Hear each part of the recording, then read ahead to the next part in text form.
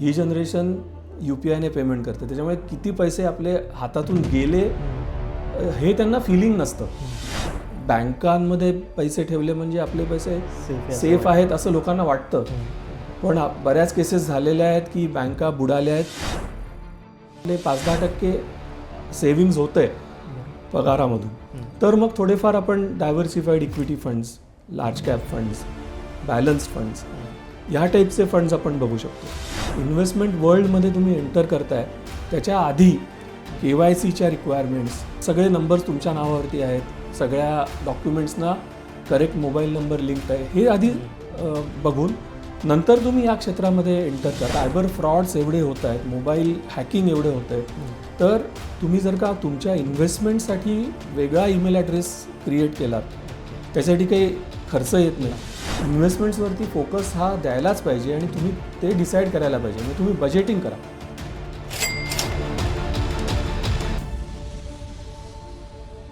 नमस्कार, मी गौरव मुठे.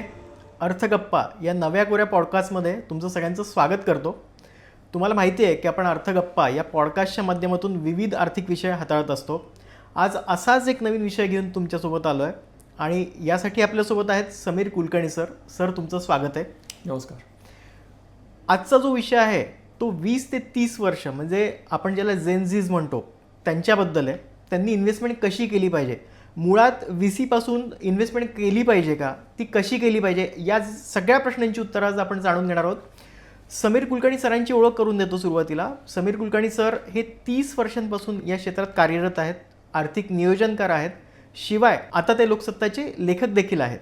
त्यामुळे आपण त्यांच्याकडनं या सर्व प्रश्नांची उत्तरं जाणून घेणार आहोत. शिवाय मी असं सांगेल की पालकांनी सुद्धा हा पॉडकास्ट जरूर शेवटपर्यंत बघा, कारण की तुमच्या मुलांनी कशी गुंतवणूक केली पाहिजे. त्यामुळे 20 ते 30 वर्ष वयोगटातील जेनझीज आणि त्यांचे पालक यांनी हा एपिसोड चुकूच नये असा हा एपिसोड असणार आहे. सर, स्वागत आहे तुमचं. धन्यवाद लोकसत्ता आणि गौरव ही संधी दिल्याबद्दल, आणि सगळ्या प्रेक्षकांना सुद्धा मनापासून धन्यवाद. सर, आजचा जो विषय आहे तो खूप वेगळा आहे. म्हणजे मुळात VC पासून गुंतवणूक करावी का, म्हणजे जेनझी सध्या एक वेगळ्या दुनियेमध्ये असतात बऱ्याचदा, ते तेवढे जागरूक देखील आहेत, पण VC पासून जी गुंतवणूक करायची ती कशी करायची आणि केली पाहिजे का? मी हे उत्तर द्यायच्या आधी एक आपले जे लाईफ स्टेजेस असतात, तर त्याच्यासाठी प्रत्येक स्टेजला आपला आहार वेगळा असतो, आपण जे एक्सरसाइजेस करतो ते वेगळे असतात. तर त्याच्याप्रमाणेच आपण जी गुंतवणूक करतो तीसुद्धा प्रत्येक स्टेजला ही वेगळी वेगळी जर का केली, थोडाफार फरक केला, तर त्याच्यामुळे आपल्याला त्या स्टेजची जी कॅरेक्टरिस्टिक्स असतात त्याला अनुसरून आपण चांगले गुंतवणूक निर्णय घेऊ शकतो. आता ही जी तुम्ही म्हणालात पहिली जी स्टेज आहे 20 ते 30 ची, तर याचं कॅरेक्टरिस्टिक्स आपण बघितलं. बरेचसे जस्ट युनिव्हर्सिटीमधनं बाहेर आलेले स्टुडंट्स असतील, किंवा नवीन नवीन नोकरी सुरुवात केलेली असेल, किंवा अगदी 30कडे झुकलेले जे असतील ते आता सेटल व्हायच्या मार्गावरती असतील. तर ह्या कॅरेक्टरिस्टिक्सना अनुसरून काय गुंतवणूक करायला पाहिजे, कसे डिसिजन्स घ्यायला पाहिजेत. आता IPLचा पुढच्या आठवड्यामध्ये सुरुवात होते, T20चा जमाना आहे. तर मी म्हणेन की हा पहिला पॉवर प्ले जो असतो, पहिली 6 ओव्हर्स, तर मी ह्या स्टेजला त्याच्याबरोबर कम्पॅरिझन करेन. ह्या स्टेजमध्ये आपल्याला खुमखुमी खूप असते, तरुणाई सळसळत असते, आणि आपल्याला जे काही अचिव्हमेंट्स करायच्या असतात त्या मोठ्या कराव्याशा वाटतात आणि फास्ट कराव्याशा वाटतात. स्वप्न मोठी असतात एकदम. तर पण त्याच्याचबरोबर पटकन कुठेतरी निक लागून कॅच जाऊन आऊट पण होऊ शकतो. तर ह्या गोष्टी विचारात ठेवून आपण तशी पावलं उचलायला पाहिजे. बरोबर. तर निश्चितच गुंतवणूक जेवढी आधी आपण सुरुवात करू शकतो तेवढे आपल्याला रिझल्ट चांगले मिळतील. आणि फक्त ती करताना आपल्याला आपल्या जी आपली बॅकग्राऊंड आहे, जे आपले मिळकतीची साधनं आहेत आणि जे आपले खर्च आहेत, तर ह्याला अनुसरून आपल्याला कुठली प्रॉडक्ट सुटेबल आहेत ही आपण सिलेक्ट केली तर आपल्याला खूप सुंदर रिझल्ट्स मिळतील. सर, तुम्ही आता जसं म्हटलं की आपली बॅकग्राऊंड बघून ही गुंतवणूक करायला सुरुवात केली पाहिजे, पण मी असं म्हणेल की एखाद्याला खूप मोठी फायनान्शियल बॅकग्राऊंड नाही, म्हणजे आईवडिलांचं त्याला खूप मोठा आर्थिकदृष्ट्या सपोर्ट नाही आहे, तर अशा ज्या जेनझीज लोकांनी आहेत त्यांनी पण गुंतवणूक सुरुवात करायला हवी किंवा ती कशी करायला हवी? याच्यामध्ये ना आपल्याकडे एक मला नेहमी असं वाटतं की स्कूल कॉलेज लेवलवरती आपल्याला फॉर्मल फायनान्शियल लिटरसी किंवा फायनान्शियल मॅनेजमेंट, त्याची प्रॉडक्ट्स याच्याविषयी कधीच काही ट्रेनिंग दिलं जात नाही. बरोबर. कुठल्याच अभ्यासक्रमामध्ये हे सब्जेक्ट्स इन्क्लुडेड नसतात. त्याच्यामुळे बहुतेक वेळेला जी काही माहिती आपण थोडीफार मिळवतो ती IQ माहिती असते, जसं तुम्ही म्हणाला तसं आईवडिलांकडनं आलेली माहिती असते, थोडेफार मित्र कलिग्स यांच्याकडनं आलेली माहिती असते. तर त्यामुळे कधीकधी चुका होऊ शकतात. आता एक सिम्पल एक्झाम्पल जर का द्यायचं झालं तर जेव्हा आपण गुंतवणुकीची सुरुवात करतो, हल्ली कसं झालं आहे की कुठल्याही फायनान्शियल इंटरमिडिएटरीमध्ये म्हणजे बँक्स असतील, म्युच्युअल फंड्स असतील, इन्शुरन्स कंपन्या असतील, ब्रोकर्स असतील, डीमॅट अकाउंट्स असतील, तर याच्यासाठी एक centralised KYC, know your customer, CKYC म्हणतात त्याला. तर CKYC नंबर हा एक जनरेट केला जातो आणि सगळ्या ह्या प्रॉडक्टसाठी, सगळ्या इंटरमिडिएटरीसाठी तोच नंबर वापरला जातो. आता होतं कसं बऱ्याच केसेसमध्ये की जेव्हा मुलं 15-16 वर्षाची होतात, कदाचित त्यावेळेला पालक त्यांच्यासाठी इन्व्हेस्टमेंट्स करायला सुरुवात करतात. मग सगळ्यात पहिल्यांदी प्रश्न येतो पॅन कार्ड, बरोबर, परमनंट अकाउंट नंबर. मग पॅन कार्ड काढताना कधीकधी पटकन पालक त्यांचा स्वतःचा मोबाईल नंबर देऊन टाकतात. आधार कार्डचं सुद्धा तसंच आहे. आणि मग जेव्हा आपण मेजर होतो आणि इन्व्हेस्टमेंट करायला लागतो तेव्हा ह्या सगळ्या प्रॉब्लेम्स आपल्याला पुढे जाण्यापासून थोडासा आपल्यामध्ये रेझिस्टन्स निर्माण करतात. कसं होतं की बऱ्याच केसेसमध्ये जर का तुमचा मोबाईल नंबर हा तुमच्या नावावरती रजिस्टर्ड नसेल, आता तेही चालू जवळजवळ 12-13 वर्षानंतर मुलांना आपण मोबाईल देतो हल्ली, त्याच्यामुळे सिम कार्ड हे मुलाच्या नावावरती नसतं, हे पालकांच्या नावावरती असतं. पॅन कार्डसाठी आईचा नंबर दिलेला असेल, आधार कार्डसाठी वडिलांचा नंबर दिलेला असेल. आणि ह्या सगळ्या खिचडीमुळे जेव्हा आपण ॲक्च्युअल इन्व्हेस्टमेंट सुरुवात करतो करायला, बऱ्याच बँका हल्ली जर का मोबाईल तुमच्या नावावरती नसेल तर तुमचा अकाउंटच ओपन केला जात नाही. आणि ही मोबाईल आता ही तुमची डिजिटल आयडेंटिटी बनलेली आहे. म्हणजे त्याच्यामुळे हे खूप महत्त्वाचं आहे की इन्व्हेस्टमेंट वर्ल्डमध्ये तुम्ही एंटर करताय त्याच्या आधी KYCच्या रिक्वायरमेंट्स, सगळे नंबर्स तुमच्या नावावरती आहेत, सगळ्या या डॉक्युमेंट्सना करेक्ट मोबाईल नंबर लिंक्ड आहे हे आधी बघून नंतर तुम्ही या क्षेत्रामध्ये एंटर करा. नाहीतर कसं होईल, एक 5-7 वर्षांनी कुठेतरी कुठला तरी अकाउंट फ्रीज झाला, जेव्हा आपल्याला पैशाची गरज आहे, काहीतरी विकायचं आहे, त्यावेळेला नेमकं ते विकलं जात नाही आहे कारण हे कुठेतरी लिंक झालेली नाही आहे. म्हणजे थोडक्यात हे सगळे डॉक्युमेंट्स ही पहिली पायरी आहे, हे आधी झाले पाहिजेत. ईमेल ॲड्रेसेस, कारण आता बरेच रिपोर्ट्स हे ईमेल ॲड्रेसवरती पाठवले जातात. जो कॉमन अकाउंट स्टेटमेंट कॅश हे डिपॉझिटरीकडनं येतात किंवा रजिस्ट्रार्स आहेत कॅम्स आणि कार्वी, त्यांच्याकडनं आपण जी म्युच्युअल फंड होल्डिंग्स मागवतो ती सुद्धा ईमेल ॲड्रेस कॉमन असेल तर त्याच्यामुळे प्रत्येक जे काही तुम्ही इन्व्हेस्टमेंट कराल कुठल्याही प्रॉडक्टमध्ये त्या सगळ्यामध्ये एकच कॉमन ईमेल ॲड्रेस ठेवा. त्याच्यामुळे हे रिपोर्ट जनरेट करणं, त्याचं कन्सॉलिडेशन करणं आणि नंतर त्याचं ॲनालिसिस करणं हे खूप सोपं जाईल. आणि मी तर पुढे जाऊन असंही सांगेन की हल्ली सायबर फ्रॉड्स एवढे होत आहेत, मोबाईल हॅकिंग एवढे होत आहे, तर तुम्ही जर का तुमच्या इन्व्हेस्टमेंटसाठी वेगळा ईमेल ॲड्रेस क्रिएट केलात, त्यासाठी काही खर्च येत नाही. आणि तो जो ईमेल ॲड्रेस आहे किंवा तो जो ईमेल अकाउंट आहे तो तुमच्या मोबाईलमध्ये शक्यतो ठेवू नका. कारण जर का दुर्दैवाने मोबाईल हॅक झाला तर हॅकरला तुमचा जो इन्व्हेस्टमेंटसाठी वापरला जाणारा ईमेल ॲड्रेस आहे त्याचा ॲक्सेसच मिळणार नाही. नाहीतर सगळे तुमचे महत्त्वाचे accounts, mutual fund investments, bank deposits वगैरे वगैरे ह्याला त्यांना ॲक्सेस मिळाला तर ते पटकन त्याच्यामधनं पैसे काढून घेऊ शकतात. मला तर वाटतं फक्त 20 ते 30 वयोगटातलीच नाही तर प्रत्येकाने वेगळा ईमेल आयडी ठेवला करायला पाहिजे. बरोबर. तर तुम्ही मगाशी आत्ता म्हटलात की स्वप्न खूप मोठी असतात या वयोगटातल्या मुलांच्या मुलींची, पण हे करताना काही चुका होऊ शकतात. तशा कोणत्या चुका त्यांच्याकडनं इन्व्हेस्टमेंट करताना घडू शकतात? इन्व्हेस्टमेंट करताना कसं आहे ना की एकतर आपले रिटर्न्स एक्सपेक्टेशन्स मॅनेज करणं हे खूप इम्पॉर्टंट आहे. म्हणजे हल्ली इन्फ्लुएन्सर्स, यूट्यूब किंवा बाकी सोशल मीडिया याच्यावरती एवढं काही मटेरियल अवेलेबल असतं आणि खूप अवास्तव क्लेम्स त्याच्यामध्ये दाखवले जातात की महिन्याला 4% रिटर्न्स मिळू शकतात. महिन्याला 5% रिटर्न्स मिळू शकतात. तर मला असं सांगायचं आहे की रिटर्न्स हे तुम्ही किती त्याच्यासाठी मेहनत घ्यायला तयार आहात, किती वेळ तुम्ही देऊ शकाल त्याच्यावरती अवलंबून असतात, आणि किती तुमची रिस्क टेकिंग ॲबिलिटी आहे याच्यावरती अवलंबून असतात. केवळ तुम्हाला एवढे रिटर्न्स मिळाले म्हणजे ते मला पण मिळतील अशी काही गॅरंटी नसते.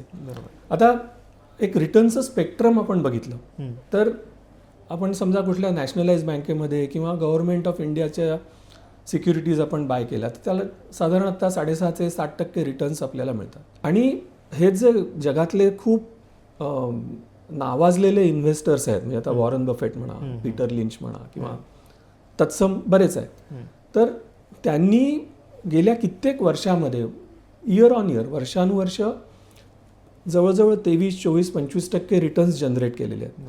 म्हणजे मी म्हणेन की ती एक स्पेक्ट्रम आहे की अगदी सेफ काही न करता तुम्हाला 6.5-7% मिळू शकतात. पण हे जे खूप चांगले इन्व्हेस्टर्स आहेत, खूप नॉलेजेबल इन्व्हेस्टर्स आहेत, एवढा त्यांचा अभ्यास असतो, त्यांच्याकडे एवढी टेक्नॉलॉजी आहे, एवढी त्यांच्याकडे मॉडेल्स आहेत, सगळं जगभरातलं घडामोडी ॲनालाइज करून त्यांचा इन्व्हेस्टमेंट्सवरती कसा परिणाम होईल हे बघण्यासाठी. तर ते सगळी सामुग्री तुमच्याकडे असेल तर तुम्हाला कदाचित तेवढे रिटर्न्स मिळू शकतील. आणि यांचं असं नाही की 1-2 वर्षामध्येच एवढे रिटर्न्स आहेत, हे गेली कित्येक वर्ष, 25, 30, 40 वर्ष एवढ्या रेटने हे मनी मल्टिप्लाय करतायत. तर आपल्याला साधारण याच्यामध्ये कुठेतरी राहायचं आहे, किंवा रादर आपण राहू शकतो. जर कोणी उद्या सांगायला आलं की मी दरवर्षी रिटर्न्स डबल करतो, दरवर्षी इन्व्हेस्टमेंट्स डबल करतो, तर थोडंसं you take it with a pinch of salt की हे कदाचित खरं नसेल. याच्यात कसं होतं ना की लोक डिस्कस करताना फक्त आपले प्रॉफिटेबल ट्रेड्स डिस्कस करतात. आपण पार्टीजमध्ये भेटतो किंवा गेट टुगेदर्समध्ये भेटतो तेव्हा अरे मी काल हा शेअर घेतला आणि माहिती आहे आज तो 10% वरती गेला.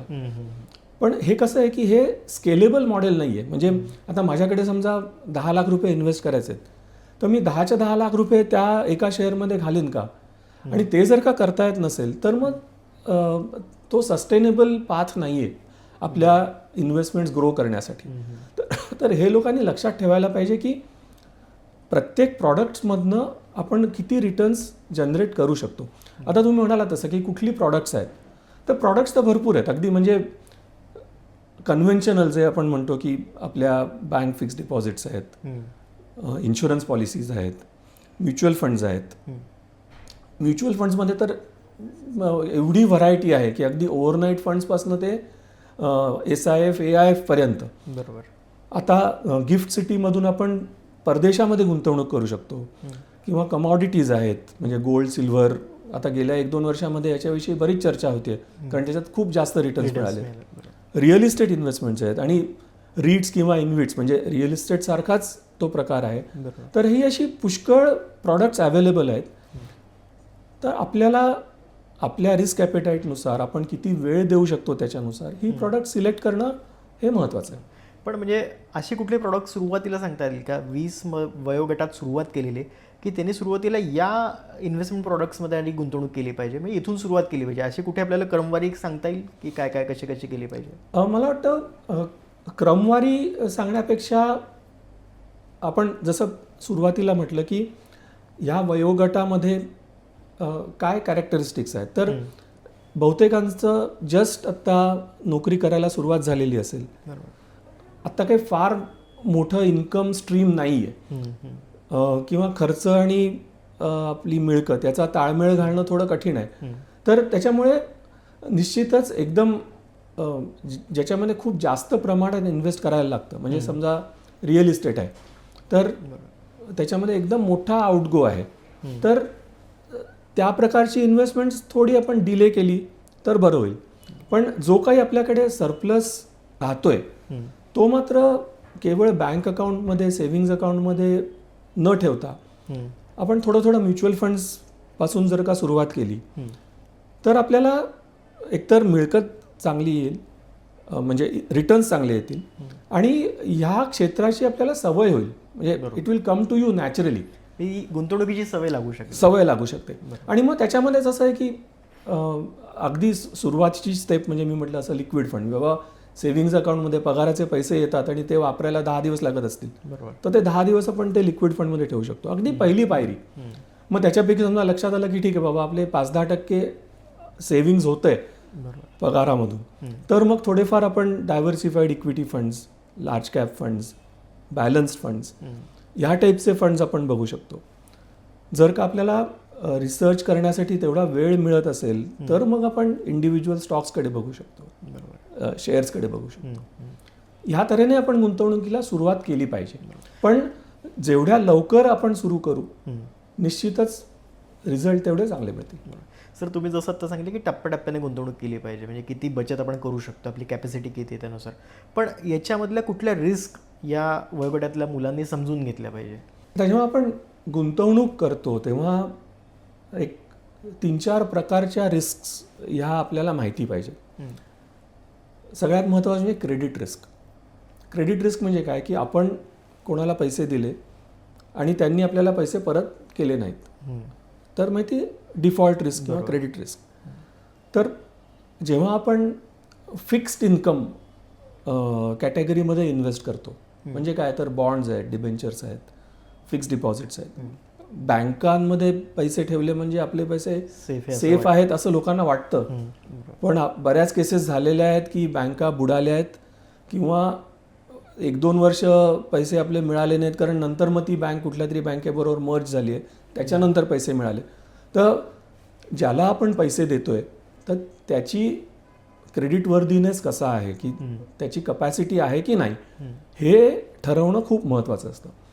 Not only principal, even interest payment. आपल्याला आपण इन्व्हेस्ट कशासाठी करतो की दर महिन्याला किंवा दर वर्षाला आपल्याला इंटरेस्ट आपल्याला मिळायला पाहिजे. तर जर का फायनान्शियल स्ट्रेस असेल त्या कंपनीमध्ये आणि जर का ते रेग्युलरली आपल्याला इंटरेस्ट देऊ शकत नसतील तर ती पण एक रिस्क आहे. म्हणजे क्रेडिट रिस्क ही महत्त्वाची आहे. दुसरी रिस्क आहे मार्केट रिस्क. म्हणजे स्टॉक मार्केट जे व्होलॅटाईल आहे असं म्हणतात, तर त्याच्यामुळे आपले रिटर्न्स कमी जास्त होतात. आता फिक्स्ड इन्कममध्ये किंवा बँक फिक्स्ड डिपॉझिटमध्ये आपण 7% पैसे ठेवले तर त्याच्यात कसं दर वर्षाला आपल्याला 7% इंटरेस्ट मिळणार, कमी नाही जास्त नाही. पण स्टॉक मार्केटमध्ये तसं होत नाही. कधी 15% रिटर्न्स मिळतील, कधी -5% मिळतील. म्हणूनच म्हणतात की स्टॉक मार्केटमध्ये इन्व्हेस्ट करताना जास्त कालावधीसाठी इन्व्हेस्ट केलं तर ही व्होलॅटिलिटी जी आहे त्याच्यावरती आपण मात करू शकतो. तर ह्याला मार्केट रिस्क म्हणतात. तिसरी रिस्क आहे ती लिक्विडिटी रिस्क. लिक्विडिटी रिस्क म्हणजे काय की आपल्याकडे ॲसेट आहे, तो आपल्याला विकायचा आहे, पण तो मार्केटमध्ये विकला जात नाही. म्हणजे आता समजा आपण एक घर घेतलं, सेकंड होम म्हणून तळेगावला मी घर घेतलं आणि दरवेळेला मी ऐकतो त्याची किंमत वरती जाते, मला बरं वाटतं. मग मी ठरवतो की तळेगावचं घर विकून आता मी मुंबईमध्ये आहे त्या फ्लॅटमध्ये थोडीशी अजून एखादी जागा, म्हणजे मला वापरायला जागा जास्त मिळेल. आणि मग मी विकायला जातो तेव्हा कळतं की अरे कोणी बाहेरच नाही. म्हणजे किंमत तर आहे जी मला वाटत होती ती, पण त्या किमतीला बाहेर नाही आहे. ही लिक्विडिटी रिस्क झाली, म्हणजे आपण एक्झिटच करू शकत नाही. आणि चौथी रिस्क आहे ती कॉन्सन्ट्रेशन रिस्क. म्हणजे कॉन्सन्ट्रेशन रिस्क म्हणजे काय की माझ्याकडे 10 लाख रुपये इन्व्हेस्ट केलेत मी, त्याच्यापैकी 9 लाख रुपये हे इक्विटीमध्ये मी इन्व्हेस्ट केलेत, इक्विटी मार्केटमध्ये. म्हणजे हे खूप कॉन्सन्ट्रेशन झालं. जेव्हा इक्विटी मार्केट चांगलं करेल तेव्हा माझे रिटर्न्स फॅन्टॅस्टिक होतील, पण जसं गेल्या 1.5-2 वर्षात झालंय तर रिटर्न्सच मिळणार नाहीत. मग त्याच्यासाठी डायव्हर्सिफिकेशन करणं गरजेचं असतं. आणि मी ह्याच कॉन्टेक्स्टमध्ये अजून मी एक ॲड करीन की मगाशी आपण इन्व्हेस्टमेंट्स सुरू करताना किंवा फायनान्शियल जर्नी याला आपण म्हणूया, ह्या जनरेशनसाठी बँकेमध्ये अकाउंट ओपन केल्यानंतर आपल्याला क्रेडिट कार्ड मिळतं. बरोबर. आता क्रेडिट कार्ड्स आपण खर्च करतो आणि ते जर का वेळच्या वेळी त्याचं बिल भरलं नाही किंवा लोन घेतलेलं असेल आणि आपण EMI जर का मिस केला तर जे मगाशी मी म्हटलं क्रेडिट रिस्क, तशी आपला क्रेडिट वर्दीनेस कमी होतो, मग सिबिल स्कोअर कमी होतो. आणि सिबिल स्कोअर कमी झाला तर भविष्यामध्ये जर का आपल्याला लोन घ्यायचं असेल इन पर्सनल कपॅसिटी किंवा पुढे जाऊन आपण समजा एखादी कंपनी चालू केली आणि आपण ॲज अ डायरेक्टर जर का कंपनीच्या नावावरती लोन घेत असू तरी सुद्धा तर ते लोन मिळायला त्रास होऊ शकतो आणि त्या लोनचा रेटसुद्धा म्हणजे इंटरेस्ट रेटसुद्धा जास्त लागू शकतो जर का आपला सिबिल स्कोअर चांगला नसेल तर. तर म्हणून ह्या जनरेशनसाठी हा एक सल्ला नक्की आहे की जर क्रेडिट कार्ड्स वापरत असाल तर वेळच्या वेळी त्याची बिलं भरा. बरोबर. नाही भरलीत तर प्रचंड जास्त प्रमाणात इंटरेस्ट पण लागतो. जवळजवळ 42% पर्यंत इंटरेस्ट लागू शकतो ॲन्युअलाइज, आणि तुमचा सिबिल स्कोअर खराब होतो. एक ओघात आलं म्हणून मी सांगितलं, पण तुमचा प्रश्न होता की कुठल्या रिस्क आपण अवेअर असायला पाहिजे. तर ह्या रिस्क आहेत, आणि मग त्याची मिटिगेशन स्ट्रॅटेजी म्हणतात त्याला, की डायव्हर्सिफिकेशन करा पोर्टफोलिओचं. एका टाईपच्या प्रॉडक्टमध्ये जास्त इन्व्हेस्ट करू नका, मग ऑटोमॅटिकली तुमची रिस्क पण बॅलन्स्ड होईल. सर, तुम्ही जसं सांगितलं की कॅरेक्टरिस्टिक्सनुसार इन्व्हेस्टमेंट झाली पाहिजे. शिवाय तरुण आहेत तर म्हणजे बऱ्याचदा असं सांगितलं जातं की जेव्हा माणूस तरुण असतो तुम्ही ॲग्रेसिव्हली इन्व्हेस्टमेंट करा, इक्विटीसारख्या साधनांमध्ये गुंतवणूक करा, किंवा म्युच्युअल फंडामध्ये सुद्धा इक्विटी म्युच्युअल फंड्स वगैरे करा. पण इथे आपण म्हणतो की VCतल्या तरुणांनी गुंतवणुकीला सुरुवात केली पाहिजे, ती टप्प्याटप्प्याने केली पाहिजे वगैरे. तर मग रिस्क कितपत घ्यायची, ॲग्रेसिव्हली गुंतवणूक करायची का, तर या कॅटेगरीमध्ये आपण कुठे बसतोय? म्हणजे मी मगाशी म्हटलं तसं की हा पॉवर प्ले फेज आहे, राईट. आता रिस्क टेकिंग ॲबिलिटी या जनरेशनची नक्की जास्त आहे. कारण सिम्पल आहे की जर का काही कारणाने फेल्युअर आलं गुंतवणुकीमध्ये म्हणा, किंवा रिटर्न चांगले नाही मिळाले, तर त्यांना परत ते पायावरती उभं राहण्यासाठी त्यांच्याकडे पुष्कळ जास्त ओव्हर्स उरलेले आहेत. हे जेव्हा तुम्ही 50-60ला आल्यानंतर तुमच्याकडे जास्त ओव्हर्स उरलेल्या नसतात. तुम्ही ओव्हरमध्ये 50च्या रेटने स्कोअर करू शकत नाही. तर म्हणून ह्या लोकांनी ॲग्रेसिव्हली इन्व्हेस्टमेंट करायला हरकत नाही, पण तेवढं त्यांच्याकडे बॅकिंग आहे का, की तुमच्याकडे रिझर्व्ह फंड्स आहेत का, हे सगळ्यात महत्त्वाचं आहे. कारण जर का तेच नसतील, जर का माझा पगार 1 लाख रुपये आणि माझे खर्च 90,000 रुपये, तर मी 10,000च इन्व्हेस्ट करू शकतो ना, कितीही ॲग्रेसिव्हली केलं तरी. तर त्याच्यामुळे हरकत नाही की सुरुवातीला जास्त प्रपोर्शन इक्विटी किंवा इक्विटी रिलेटेड प्रॉडक्ट्समध्ये असणं हरकत नाही. म्हणजे कारण तुम्ही जास्त काळ त्याच्यामध्ये इन्व्हेस्टेड राहू शकता. पण हे मात्र डोक्यात ठेवायला पाहिजे की आपल्याला अडीअडचणीला कधी पैसे लागू शकतात, तर त्याच्यासाठी एक इमर्जन्सी फंड आपण हळूहळू क्रिएट करायला पाहिजे. हा कुठेही उपयोगी येऊ शकतो. त्याच्यामुळे तो जर का आपल्याकडे असेल तर आपण जास्त प्रमाणात पण रिस्क घेऊ शकतो. आता कसं झालं आहे की सॉफ्टवेअर इंडस्ट्रीमध्ये फॉर एक्झाम्पल आपल्याकडे सॉफ्टवेअर इंडस्ट्री काही खूप लोकांना नोकऱ्या देते. बरोबर. आणि आता एकदम त्याच्यामध्ये लोकांना वाटायला लागलं आहे की आर्टिफिशियल इंटेलिजन्समुळे नोकऱ्या धोक्यामध्ये असतील. आता असं जर का काही झालं, जर आपल्याला 4-6 महिने नोकरी नसेल मध्येच, तर आपण सर्व्हाइव्ह झालो पाहिजे. आणि त्याच्यासाठी आपलं साधारण एक 6 महिने ते 1 वर्ष याच्यासाठी एक मिनिमम खर्च जो आपला आहे तो आपण फंड करू शकू एवढा इमर्जन्सी फंड हा हळूहळू क्रिएट करायला पाहिजे. असं नाही की पहिल्या दिवशी सगळे त्या इमर्जन्सी फंडमध्ये टाकूया, पण एक तो अप्रोच जर का डोक्यात ठेवला तर आपल्याला निश्चित फायदा होईल. बरोबर. सर, या वयामध्ये असताना बऱ्याचदा पालकांकडनं सांगितलं की अरे शेअर मार्केटमध्ये गुंतवणूक कर, हा म्युच्युअल फंडामध्ये इन्व्हेस्ट कर. म्हणजे नेमकं सांगितलं जात नाही की कोणत्या म्युच्युअल फंडात इन्व्हेस्टमेंट कर किंवा कशी केली पाहिजे. तर ती नेमकी सुरुवात कशी करावी? म्हणजे पालकांनी सांगितलेल्या याच्यात इन्व्हेस्टमेंटला, कारण की आपला हा जो पॉडकास्ट आहे आता तरुण लोक पण बघतात, जेनझी पण बघतात, तर त्यांनी कसं ते ताळमेळ सगळं साधलं पाहिजे आणि म्हणजे कुठून माहिती घेतला पाहिजे? कारण की टेक्नोसॅव्ही आहे आजची पिढी ही. तर जसं तुम्ही मगाशी उल्लेख केला की इन्फ्लुएन्सर आहेत, बऱ्याचदा रील्स येतात की यात इन्व्हेस्टमेंट करा, बऱ्याचदा असंही सांगितलं जातं की यात खूप चांगले रिटर्न्स मिळतील. तर हे गणित कसं त्यांनी साधलं पाहिजे? आपल्याला म्हणजे नॅचरल जे आपले गुरु असतात ते नक्कीच आपले पालक असतात.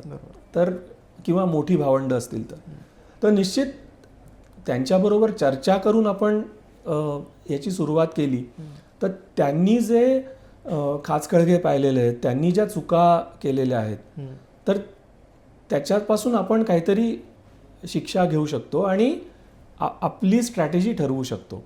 पण मी म्हटलं मगाशी तसं की एक फॉर्मल एज्युकेशन आपल्याला ह्या क्षेत्रातलं मिळतच नाही कुठे.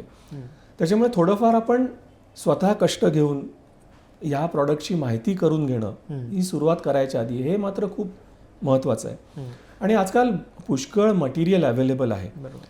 पण फक्त काही चॅनल्स आहेत, यूट्यूब चॅनल्स आहेत किंवा काही इन्फ्लुएन्सर्स आहेत, हे खूप चांगली माहिती देतात, पण सगळेच त्या कॅटेगरीमध्ये बसत नाहीत. बऱ्याच वेळेला त्यांना स्वतःचे इंटरेस्ट त्यांचे हे पुढे करायचे असतात. बरोबर. आणि त्या पर्स्पेक्टिव्हमुळे ते तसे सल्ले देत असतात. हम्म. आता एक इसाप नीतीमध्ये एक गोष्ट आहे की म्हणजे बॉल्ड मॅन अँड 2 मिस्ट्रेसेस अशी ती गोष्ट आहे. तर याच्या म्हणजे एक पटकन सांगतो की एका माणसाला 2 मिस्ट्रेसेस असतात, एक तरुण असते आणि एक वयस्कर असते. तर त्याच्यातली तरुण मिस्ट्रेस असते ती त्या माणसाचे पांढरे केस असे प्लक करून काढायची म्हणजे तो तरुण दिसावा म्हणून. आणि जी वयस्कर मिस्ट्रेस असते ती काळे केस काढायची कारण आपल्या वयाला मॅच झालं पाहिजे म्हणून. म्हणजे ह्या जो मिस्ट्रेसेस आहेत ते तुम्ही इन्फ्लुएन्सर्स समजा. ओके.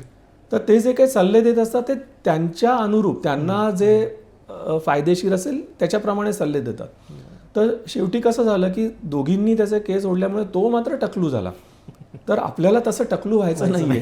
तर त्याच्यासाठी तुम्ही सगळ्यांकडनं माहिती घ्या, ऐका, पण शेवटी स्वतःचं ॲनालिसिस करणं ही खूप महत्त्वाची स्टेप आहे.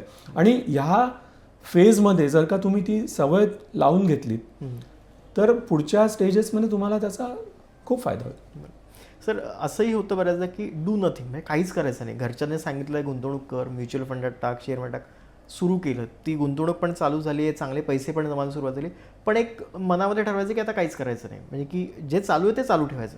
पण मग अशा वेळी ही गुंतवणूक म्हणजे रिव्ह्यू केली पाहिजे किंवा पोर्टफोलिओ बघितला पाहिजे किंवा कशा पद्धतीने या गोष्टी मॅनेज केल्या पाहिजे? म्हणजे डू नथिंग स्ट्रॅटेजी म्हणतात, म्हणजे पॅसिव्ह स्ट्रॅटेजी म्हणतात. की काय नाही, माझं जे काही चालू आहे त्याच्यामध्ये मी ॲड करत राहीन, जे काही पैसे जमलेले असतील ते मी इन्व्हेस्ट करत राहीन. त्याच्यातला चांगला भाग म्हणजे आपण इन्व्हेस्ट करतोय. बरोबर. पण ॲट द सेम टाईम जर का आपण पोर्टफोलिओ रिव्ह्यू केला नाही, माझं तर मत आहे की ॲटलिस्ट वर्षातनं 2दा तरी तुमचा पोर्टफोलिओ तुम्ही रिव्ह्यू करायला पाहिजे, रिबॅलन्स करायला पाहिजे. आता कसं होतं की एक कधी कधी थंब रूल सांगितला जातो की 100 मायनस युअर एज. आता माझं वय समजा 30 असेल तर 100 मायनस 30 इज 70.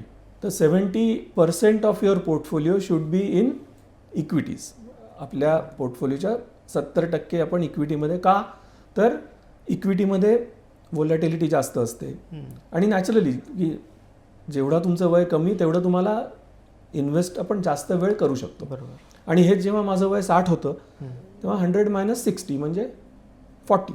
म्हणजे इक्विटी प्रपोर्शन आपण कमी करत आलं पाहिजे. एक सिम्पल एक्झाम्पल. तर आता हे जर का आपण काहीच केलं नाही तर शक्यच नाही आहे हे होणं. तर म्हणून आपण रिव्ह्यू करत राहिला.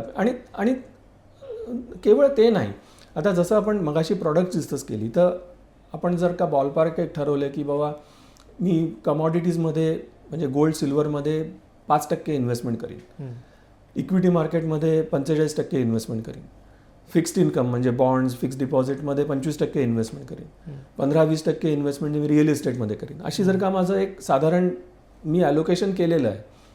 आता गेल्या 2 वर्षामध्ये सोन्या चांदीच्या किमती प्रचंड वाढल्या तर ते 10% ॲलोकेशन कदाचित आता 20% झालं असेल. मग ते कमी करणं गरजेचं आहे, नाहीतर काहीच केलं नाही तर ते परत 20चं 10 होईल. बरोबर. तर म्हणून मग त्याच्यामध्ये आपण प्रॉफिट बुक करून दुसऱ्या कुठल्या इन्व्हेस्टमेंट कॅटेगरीमध्ये ते शिफ्ट करायला पाहिजे. आता टॅक्सेशन, टॅक्स लॉस सारखे चेंज होत असतात, मग त्याच्याप्रमाणे आपली इन्व्हेस्टमेंट चेंज होते का नाही, करायला पाहिजे की नाही. आता लॉंग टर्म कॅपिटल गेन्स जे इक्विटी आणि इक्विटी रिलेटेड इन्व्हेस्टमेंट्समध्ये दर वर्षाला 1.25 लाख पर्यंत हे टॅक्स फ्री असतात. बरोबर. तर आता समजा आपण 10 लाख रुपये इन्व्हेस्ट केले आणि त्याच्यावरती आपल्याला 15% रिटर्न्स मिळाले, म्हणजे वर्षाच्या शेवटी आपल्याला 1.5 लाख रुपये त्याच्यात फायदा झाला. परत दुसऱ्या वर्षी 15% मिळाले तर परत 1.5 लाख साधारण कंपाऊंडिंग होईल. पण म्हणजे 4 वर्षामध्ये दरवर्षी 1.5 लाख रुपये आपण ॲड केले तर आपल्याला 6 लाख रुपये फायदा झाला, म्हणजे 10 लाखाचे आपले 16 लाख झाले. बरोबर. आता 4थ्या वर्षानंतर जर का आपल्याला ती पूर्ण इन्व्हेस्टमेंट विकायला लागली तर 10 लाख आपलं प्रिन्सिपल आहे, मुद्दल आहे, आणि 16 लाख त्याची व्हॅल्यू आहे. बरोबर. त्याच्यामुळे आपला 6 लाख रुपये हा प्रॉफिट बुक झाला. आता त्या 6 लाखापैकी त्या वर्षी 1.25 लाख रुपये आपल्याला टॅक्स फ्री आहे. त्याच्यामुळे आपण केवळ 4,75,000 आपण टॅक्स भरू. बरोबर. पण हेच जर का आपण दरवर्षी ते 1.25 लाख रुपये आपण बुक केले आणि परत रिइन्व्हेस्ट केले, तर काय होईल, आपली इन्व्हेस्टमेंट व्हॅल्यू 10 लाखाच्या ऐवजी ही जवळजवळ 14 लाख झालेली असेल, बरोबर. 15 लाख झालेली असेल ॲक्च्युली. त्याच्यामुळे शेवटच्या वर्षी आपण जो टॅक्स भरणार आहोत तोच आपल्याला भरायला लागणार. बरोबर. तर म्हणून पोर्टफोलिओ रिव्ह्यू करणं, म्हणून रिबॅलन्सिंग करणं हे गरजेचं आहे. इन्व्हेस्टमेंट करत राहायला पाहिजे, पण हे मध्ये मध्ये ह्या स्टेप्स पण घ्यायला पाहिजे. तर या रील्समुळे म्हणा किंवा सध्याचे मार्केटचे रील्स बरेच येतात की अरे मार्केटमध्ये या शेअरने एवढे रिटर्न्स दिले, या शेअरमध्ये टाकले पाहिजे, किंवा बऱ्याचदा आकर्षण असं असतं की पेनी स्टॉक शोधायचा एखादा 10-20 रुपयाला मिळेल आणि त्यात करायचे. मित्रांच्या सल्ल्यानुसार सुद्धा गुंतवणूक केली जाते. तर अशी गुंतवणूक कशी टाळली पाहिजे किंवा या बाबतीत कसा निर्णय जेनझीजने घेतला पाहिजे? मी म्हणेन की इन्व्हेस्टमेंट प्रोसेस जी असते ना, म्हणजे हे मोठे मोठे गुंतवणूकदार जे आहेत किंवा म्युच्युअल फंड्स आहेत ते कशी प्रोसेस फॉलो करतात. तर सगळ्यात पहिल्यांदी जी कुठली कंपनी आहे ती कुठल्या इंडस्ट्रीमध्ये आहे. आता समजा आपण कुठल्या ऑटोमोबाईल कंपनीचा त्याचा ॲनालिसिस करतो किंवा त्याचा स्टॉक घेणार आहे, तर ऑटोमोबाईल इंडस्ट्रीचं पूर्ण ॲनालिसिस ते करतात. त्याच्यानंतर कंपनीचं ॲनालिसिस करतात. त्यांच्याकडे मोठ्या मोठ्या इन्व्हेस्टमेंट टीम्स असतात. तर कंपनीचं ॲनालिसिस म्हणजे कंपनीचं सगळं balance sheet, profit and loss report सगळे ते बघतातच, पण त्याच्याबरोबर त्यांचे कोण कॉम्पिटिटर्स आहेत, त्यांचं काय चाललं आहे, त्या कंपनीचे डिस्ट्रीब्युटर्स कोण आहेत, वेंडर्स कोण आहेत, सप्लायर्स कोण आहेत, बँकर्स कोण आहेत, ऑडिटर्स कोण आहेत, ह्या सगळ्यांबरोबर पण ते चर्चा करतात. कंपनीच्या मॅनेजमेंटला जाऊन भेटतात, त्यांच्याबरोबर डिस्कशन्स करतात आणि एवढं सगळं ॲनालिसिस करून मग ते इन्व्हेस्टमेंटचा डिसिजन घेतात. आता हे इंडिव्हिज्युअल लेवलवरती हे करणं खूप कठीण आहे, कारण एवढा इन्फॉर्मेशनचा ॲक्सेसच नसतो. नॉट ओन्ली दॅट, आता समजा भारतामध्ये ही ऑटोमोबाईल कंपनी आहे, तर त्याचं व्हॅल्युएशन किती आहे, जर प्राईस अर्निंग रेशो आपण ज्याला म्हणतो स्टॉक मार्केटमध्ये, मग सिमिलर कंपनीचं किंवा सिमिलर इंडस्ट्रीचं हे ब्राझीलमध्ये किती त्याचं व्हॅल्युएशन आहे, रशियामध्ये किती व्हॅल्युएशन आहे, कोरियामध्ये किती व्हॅल्युएशन आहे, अमेरिकेमध्ये, म्हणजे ग्लोबल पर्स्पेक्टिव्ह पण असतो. आणि मग आपल्याकडे व्हॅल्युएशन एक्सपेन्सिव्ह आहे का चीप आहे, आणि त्याच्याप्रमाणे डिसिजन घेतले जातात. तर हे सगळं करणं, इयर ऑन इयर रिटर्न्स मिळवण्यासाठी हे खूप गरजेचं असतं. केवळ तुम्ही किंवा मी काहीतरी सांगितलं आज हा स्टॉक घ्या, आणि शेवटी कसं आहे ना की पेनी स्टॉक हा कॉन्सेप्टच चुकीचा आहे. म्हणजे केवळ एका शेअरची किंमत ही 5 रुपये आहे किंवा 50,000 रुपये याच्यावर काहीच अवलंबून नसतं. बेसिकली तुम्ही किती इन्व्हेस्ट करताय पैसे त्याच्यावरती सगळं अवलंबून असतं ना. मी समजा 5 लाख रुपये इन्व्हेस्ट करतोय, तर 5 रुपयाचा शेअर मला 1 लाख शेअर्स मिळतील. तेच जर का 1 लाख रुपये किंमत झाली शेअर तर 5च शेअर्स मिळतील. पण माझी इन्व्हेस्टमेंट 5 लाख आहे, तर मला काय बघायचं की माझ्या 5 लाखावरती मला किती रिटर्न्स मिळणार आहे. पण हे किती वेळा सांगितलं तरी सुद्धा ह्या चुका कायम होत असतात. आणि हे कितीतरी वेळा आपण बघितलेलं आहे की जेव्हा रिक्षावाला आणि पानवाला तुम्हाला टिप्स द्यायला लागतात, तेव्हा मार्केट हे टॉपला असतं. आणि जेव्हा कोणीही सकाळी न्यूजपेपर पण वाचावासा वाटत नाही, एवढं मार्केट खाली पडलेलं असतं, जे आता 2-3 दिवस झालंय, तर तो मार्केटचा बॉटम असतो. पण हे किती वेळा सांगितलं, आपण वारंवार सांगत राहिलो तरी सुद्धा ह्या चुका लोक करतच राहणार. कारण शेवटी इन्व्हेस्टमेंटमध्ये ग्रीड आणि फिअर, म्हणजे भीती आणि लोभ, ह्या सगळ्यात जास्त डॉमिनेटिंग भावना आहेत आणि तशाच चालू राहणार आहेत. सर, आपण शेवटचा प्रश्न हा खूप महत्त्वाचा प्रश्न वाटतो की जेनझीसाठी काय तुम्ही टिप्स द्याल? मी आता इथे टिप्स म्हणतोय, पण मुळात काय सल्ला द्या? सगळ्यात महत्त्वाचं म्हणजे ह्या जनरेशनने पैसे हातातून खर्च झालेले बघितलेले नाही आहेत. आपल्या जनरेशनला, आधीच्या जनरेशनला आपण बँकेतनं कॅश काढत होतो आणि दुकानदाराला कॅश देत होतो.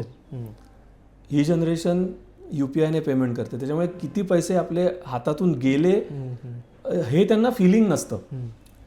तर त्याच्यामुळे बऱ्याच वेळेला कसं सांगितलं जातं की तुमचं earning minus expenses equal to investment, हे ॲक्सेप्टेड इक्वेशन आहे.